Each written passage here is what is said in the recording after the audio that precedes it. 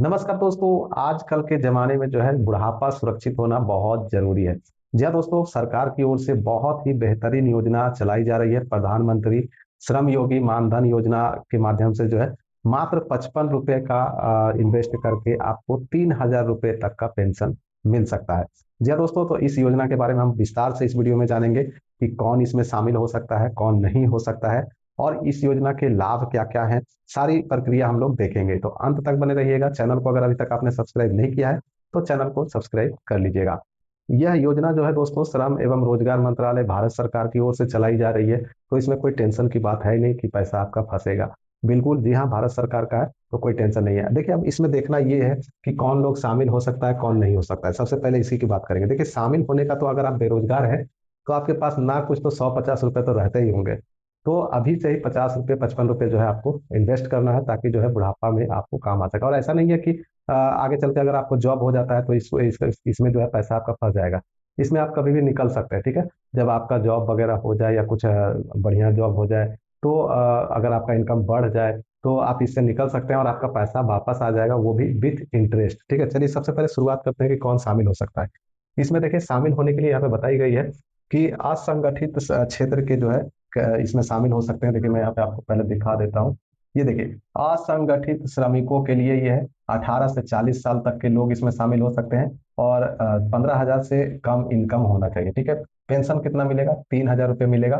स्वैच्छिक और अंशदायी पेंशन है। और भारत सरकार द्वारा समान योगदान दिया जाएगा। यानी अगर आप 55 रुपये जमा कर रहे हैं तो 55 रुपये सरकार भी आपके इस योजना में आपके नाम से डालेगी, ठीक है।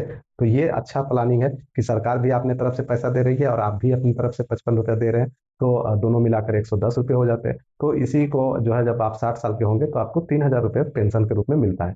बीच में अगर आपकी मृत्यु हो जाती है, ठीक है, मान लीजिए 60 साल ना हुआ और उसके पहले ही मृत्यु हो जाती है, तो आपके परिवार के यानी आपकी वाइफ को या आपके हस्बैंड को ये आधा पैसा आपका, मतलब जैसे 3,000 का पेंशन है तो 1,500 रुपये आपके जीवन साथी को मिलेगा, ठीक है। असंगठित श्रमिक यानी कि जो कोई जॉब नहीं कर रहे हैं, जैसे कि जिनका पीएफ वगैरह ना कट रहा हो या कोई बेरोजगार है, उनके पास 150 रुपये रहता है, ये कर ही लेंगे। तो आपका इनकम कम है और आप बेरोजगार हैं या फिर जॉब कर भी रहे हैं लेकिन 15,000 से कम आपकी इनकम है, तो आप इसमें शामिल हो सकते हैं, बशर्ते आपका पीएफ ना कटता हो या फिर आयकर दाता ना हो, यानी टैक्स वगैरह आप नहीं भर रहे हैं, तो आप इसमें शामिल हो सकते हैं, ठीक है। अब देखते हैं आगे। अब देखिए, इसमें बताया गया है कि व्यापारियों के लिए राष्ट्रीय पेंशन योजना सरकारी योजना है, जिसका उद्देश्य दुकानदारों, खुदरा व्यापारी या स्वरोजगार के रूप में जो काम कर रहे हैं उनके वृद्धावस्था और सुरक्षा के लिए सामाजिक सुरक्षा प्रदान करता है। जिसमें आप दुकानदार दुकानदार है या कुछ भी काम कर रहे हैं तो आप इसमें शामिल हो सकते हैं। वही जो मैंने आपको बताया कि टैक्स नहीं भरना चाहिए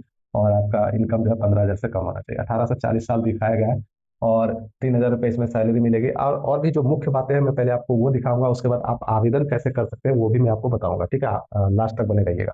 ये तो मैंने आपको बता ही दिया कि क्या किसको किसको मिलेगा। और जो जॉब वगैरह सरकारी जॉब में है वो उनको नहीं मिलेगा, लेकिन जो बिना सरकारी जॉब कर रहे हैं, कोई भी काम कर रहे हैं, तो वो शामिल हो सकता है। अब इसकी विशेषताएं क्या है वो जानेंगे। देखिए, यह एक स्वैच्छिक अंशदान पेंशन योजना है जिसके तहत अभिकर्ता को निम्नलिखित लाभ प्राप्त होंगे। पहला, न्यूनतम आश्वस्त पेंशन, ठीक है। इसमें 60 वर्ष की आयु प्राप्त करने के बाद प्रति माह 3,000 रुपये की न्यूनतम सुनिश्चित पेंशन प्राप्त होगी।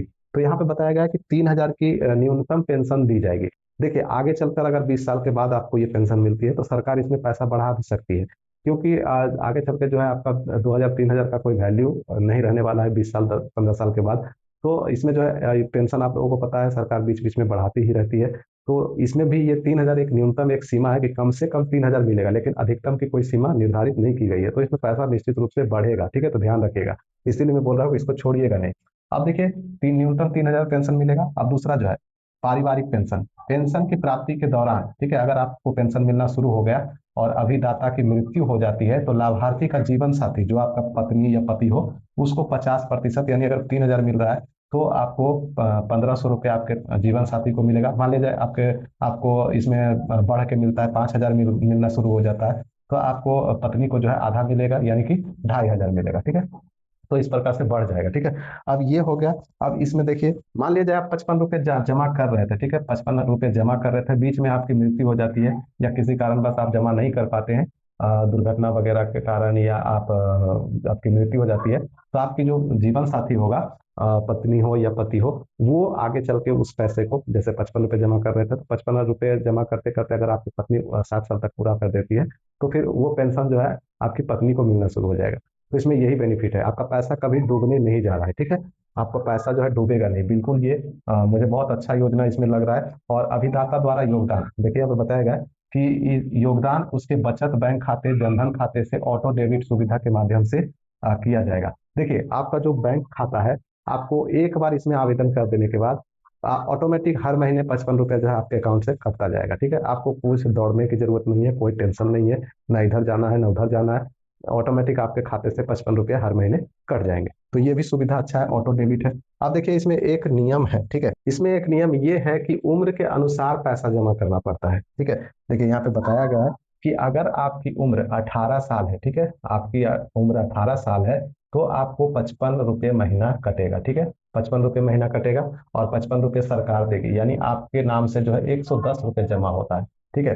अगर आपकी उम्र जो है 19 साल है, ठीक है, 19 साल है, तो आपका पैसा कितना लगेगा, 58 रुपये लगेगा। मान लीजिए आपका उम्र 25 साल है, ठीक है, मान लीजिए 25 साल आपका उम्र है अभी, तो आपको 80 रुपये जमा करना पड़ेगा, ठीक है। 80 रुपये सरकार देगी, ठीक है। तो 160 रुपये महीना जमा होगा आपका हर महीने, ठीक है, टोटल हो जाएगा। अगर मान लीजिए आपका वर्ष जो है, मान लीजिए 30 साल के आप हैं, 30 साल के हैं, तो आपको 105 रुपये लगेगा हर महीने, आपका 105 रुपये कटेगा। और 105 रुपये सरकार देगी, तो 210 रुपये आपके अकाउंट में जमा हो जाएगा, ठीक है। उसी प्रकार से उम्र के अनुसार है, ठीक है। तो 18 से लेकर, अगर आपकी उम्र 18 है तो सबसे बेस्ट है कि 55 रुपये में ही काम चल जाएगा, लेकिन जितना उम्र आपका बढ़ता गया उतना ज्यादा पैसा लगेगा। देखिए अब 40 साल की बात करते हैं, अगर मान लिया जाए 40 साल आपकी उम्र हो गई है, तो आपके अकाउंट से 200 रुपये कटेंगे और 200 रुपये सरकार देगा, और यहाँ पे टोटल 400 रुपये आपके अकाउंट में जमा हो जाएगा। तो ये है कि जैसे 18 साल वाला जमा करेगा तो ज्यादा दिन तक जमा करना पड़ेगा, 40 साल वाले जो जमा करेंगे तो 40 और 20 60, तो 20 ही साल जमा करना पड़ता है।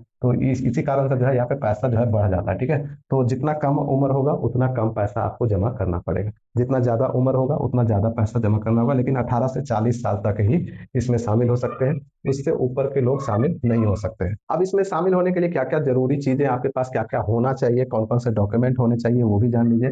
तो देखिए अभी तक अभिदाता के पास एक मोबाइल फोन होना चाहिए, मोबाइल नंबर होना चाहिए, बैंक खाता होना चाहिए, किसी भी बैंक में खाता है कोई टेंशन नहीं है, आधार संख्या होनी चाहिए, एक आधार नंबर होना चाहिए। सीएससी सेंटर से आप आवेदन कर सकते हैं, किसी भी सीएससी सेंटर पे जाके इसमें आप ऑनलाइन आवेदन करवा सकते हैं।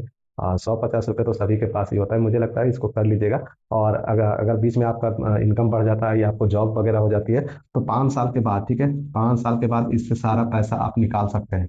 जो भी पैसा आपका होगा, जितना भी 5 साल में जमा हुआ होगा, वो आपको मिल जाएगा विथ इंटरेस्ट, बैंक इंटरेस्ट जो भी रहेगा 6%, 5%, वो आपको जोड़ के पैसा वापस कर दिया जाता है। ये एक सुविधा है, लेकिन 5 साल से पहले वापस नहीं होगा, ठीक है। कम से कम 5 साल आपको चलाना होगा। एक तो हो गया कि सीएससी सेंटर से आप आवेदन कर सकते हैं। दूसरा जो है, एक मोबाइल ऐप भी है, ठीक है, मानधन योजना का एक मोबाइल ऐप है, मोबाइल ऐप डाउनलोड करके खुद से भी कर सकते हैं, या फिर वेबसाइट के माध्यम से भी कर सकते हैं। देखिए मैं आपको वेबसाइट वाला दिखाऊंगा खोल के। मान लिया जाए कि आपका पैसा जमा हो रहा है, किसी महीने आपके अकाउंट में पैसा ना रहे, खाली रहे, तो कैसे होगा?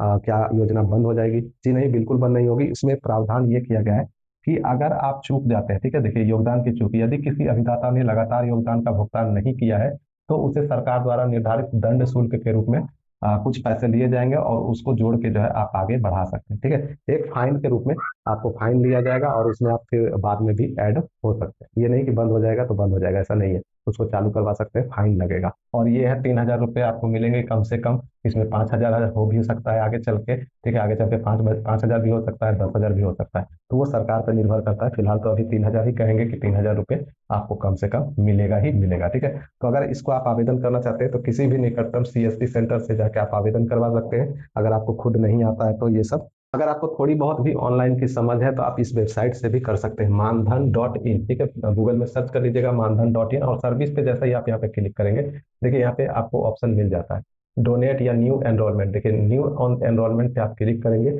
यहाँ पे आपको अपना मोबाइल नंबर मांगा जाएगा, ठीक है। देखिए यहाँ पे एक मोबाइल नंबर आपसे मांगी जाती है, मोबाइल नंबर डालिएगा, रजिस्ट्रेशन वगैरह कर सकते हो। देखिए यहाँ पे सेल्फ एनरोलमेंट है, सीएससी है।